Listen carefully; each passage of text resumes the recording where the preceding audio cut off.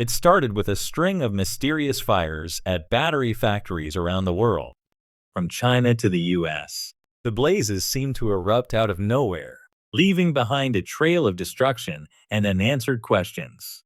As investigators dug deeper, they discovered that the fires were not just random accidents, but a coordinated effort to disrupt the global battery supply chain. The impact was immediate. Electric vehicle production lines ground to a halt as manufacturers struggled to secure the batteries they needed to meet demand.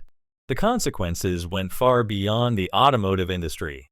The transition to renewable energy, already a daunting task, was now facing a major setback.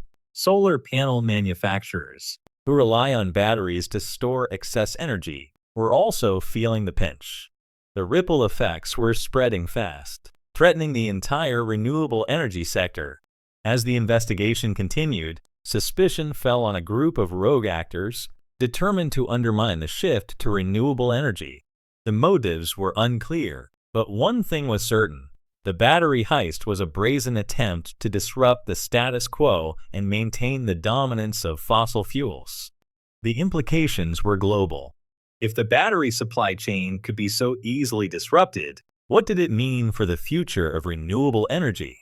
As the world struggled to come to terms with the battery heist, one thing was clear: the transition to renewable energy would not be easy, and there were those who would stop at nothing to prevent it. The battle for a sustainable future had just gotten a lot more complicated. The question was, who would come out on top?